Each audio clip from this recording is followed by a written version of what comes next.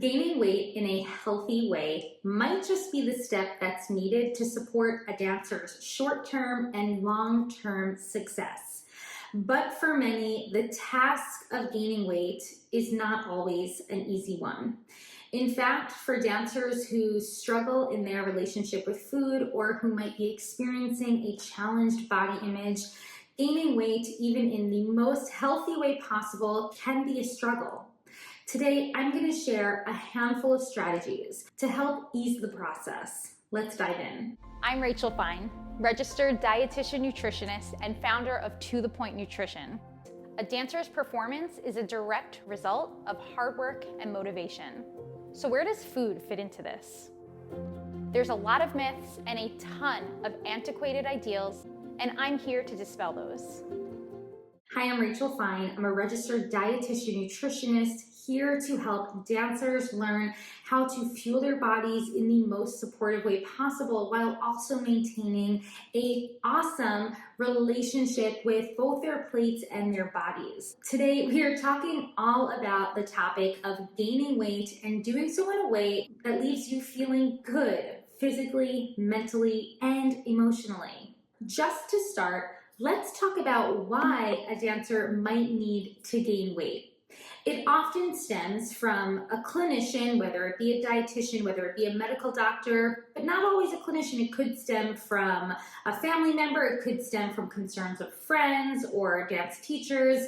It might stem from concerns of being underweight. And unfortunately for many dancers, this is quite common because of the impractical and ill-advised ideals that saturate our industry. Not just that, but when these pressures are paired with a lifestyle often comprised of intense and busy schedules, it can be challenging for a dancer to maintain a weight that their body needs to support physical and metabolic health. Some dancers even argue that aspects of dance in of itself, such as casting, getting roles, and even partnering, require weights that are below what is recommended.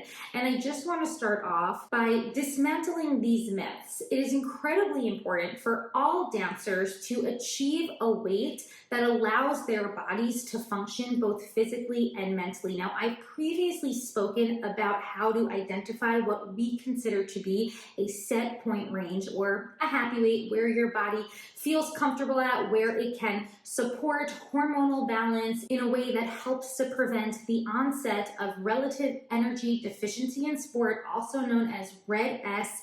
I've spoken about this before, and I'm going to share a really helpful image here, but this is that syndrome of negative complications that results from hormonal imbalances from low energy availability. Essentially, when we're not eating enough to support the high energy output of our busy dance schedules. So we want to make sure that we are sustaining a weight that is helping our bodies to maintain hormonal balance in order to prevent the onset of these negative complications. Now, it can be quite challenging for a dancer to identify what that weight is, and oftentimes I'm encouraging that you work alongside a medical professional.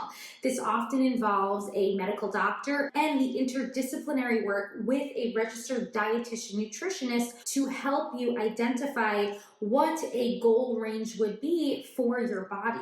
Because it goes without saying that most of the ideals that surround weight and body goals for dancers are often based in a lot of impractical, unrealistic, and biased expectations. Now, as a clinician, what I do when working with dancers is identify when there is a need for a dancer to gain weight. Oftentimes, this involves growth patterns, trends. It might involve markers of bone mass.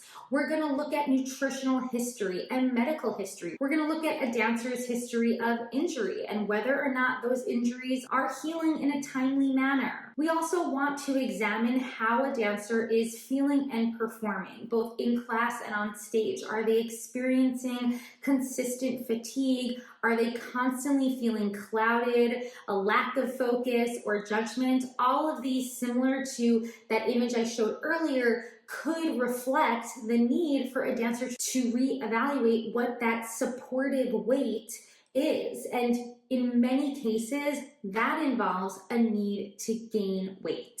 So how can we do this in the most effective way possible? Well, first things first, we need to start planning ahead and we need to start thinking proactively. If you've been following me for quite some time, you know I talk about proactive fueling as being one of the, if not the most important parts of the framework of the healthy dancer. That is that 6-step core framework that I work on with all of the dancers who work with me as their dietitian. We want to plan ahead. We need to be proactive. There are many factors in a dancer's day that cause obstacles to fueling. Mindset is a big one, but also time constraints. Busy schedules are one of the most common reasons why I see a lot of dancers unintentionally underfuel or undereat throughout their day. So often this means planning ahead. This means packing emergency snacks, having them ready to go in your dance bag. Now, for a lot of dancers, we also need to be proactive about fueling more consistently throughout the day. And this could mean having a meal or a snack nearly every 2 hours. 2 to 3 hours could be a range to aim for, but for my younger dancers who are now needing to make up for normal baseline growth needs, the energy output from their dancing, and also the need to gain weight, we are looking at interventions that involve meals and snacks nearly every 2 hours. So it's incredibly important to remember. To execute this most effectively, especially if you are continuing to dance through this time, you are going to be relying on many energy-dense, low-volume foods. So what that means is that we are getting more calories in to a smaller volume of food.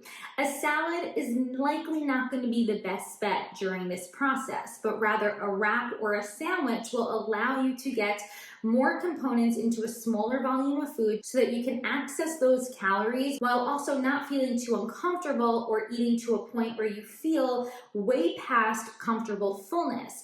We want to make sure that even through this process of gaining weight healthfully, that you are feeling good after eating. You are feeling satiated, satisfied, energized, and not necessarily feeling overfull. But I do need to stress, if you're coming from a history of restrictive eating, and this could be both intentional or unintentional restricted eating, you might need to start to reevaluate those fullness cues because it's likely that you are going to experience some degree of a sense of feeling, and I quote, over full, or maybe feeling like you're eating past physical comfort because that baseline has been set, and it could have been set for a pretty extended period of time where you have been eating too few calories or too few meals and snacks, or meals and snacks that are just too small to actually meet your needs. So I do want to stress the importance of starting to raise awareness and evaluate feelings of fullness, and that perhaps those feelings of fullness might need to be something you actually have to start getting used to. So keep that in mind as well. And it is a topic that I speak about in an additional video. I'll try and share the link below. A nighttime snack is also incredibly important for the process of gaining weight. We also call this weight restoration, by the way. And the benefits of a nighttime snack are essential. It offers a really wonderful opportunity after dinner, before bed, to get in some quality energy-dense ingredients that will help you meet the increased caloric demand. It's at this snack that I highly encourage we remember the benefits of balance. That means that we're getting 1 or 2 food sources of each macronutrient, carbs, protein, and fat, together as part of this mixed meal. And last but not least, in our efforts to gain weight in a healthy way possible, we can think about optimizing some ingredients. And this helps us get a bigger energy bang for our buck.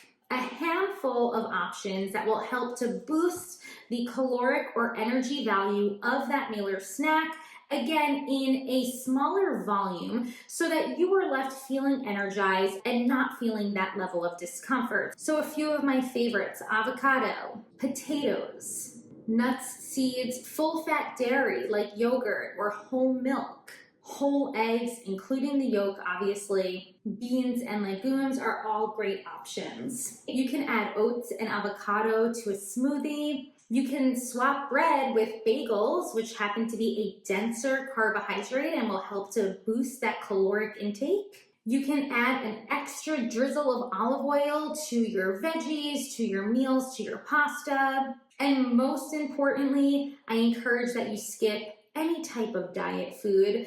Any food that's labeled to be light or sugar-free is only going to contribute to those feelings of physical fullness without actually helping you access the energy and caloric level needed to get you where you need to be. So I've got a bunch more tips on what you can consider for waking in a way that leaves you feeling energized and supported physically, mentally, and emotionally. I'm going to point you to my blog to access more of those tips. And until next time, I'll talk to you soon.